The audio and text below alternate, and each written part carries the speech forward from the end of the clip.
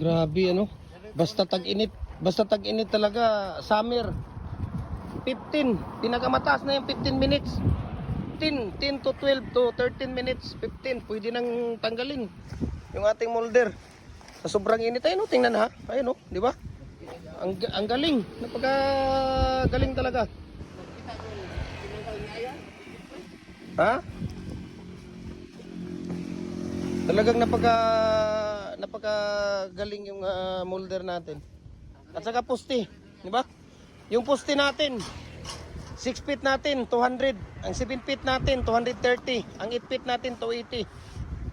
Talagang kitang-kita nyo naman kung gaano ka galing yung ating molder. Ayan,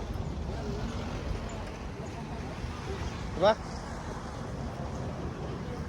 Tapos dito, tingnan nyo pa dito. Ayan. Oh. Parang inurmot sa'yo, pinasokan yun. Oh. Buho. Oh, diba? Asa na mga Tagalog, So, pre? ang molder na ginagamit natin dito, detachable. Pwede siyang hilain agad. Parang inurmot Yung apatan, pwedeng hilain one time, pwede ding isa-isahin, no? Babaklasin mo isa-isa. Kaya napakaganda po, no? Napakaganda yung molder. Dalawang design, mayroon tayong fix, mayroon tayong detachable. Yan ang kagandahan ng ating molder. So, kung nagustuhan niyo yung video na to, paki-comment, paki-likes, and paki-share para mas marami pa tayong susunod na mga video. Okay?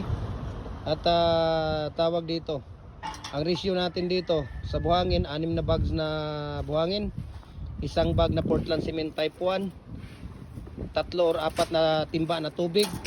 Ang palabas natin sa 6 feet, 8, sa 7 feet, 7, sa 8 feet, 6.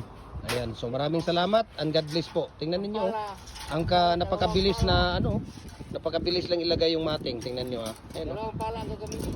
diba? Pagka ready na yung mating, ibig sabihin itong bakal na ilalagay natin sa loob, pagka ready na siya, 6 na bag ang matatapos sa isang araw.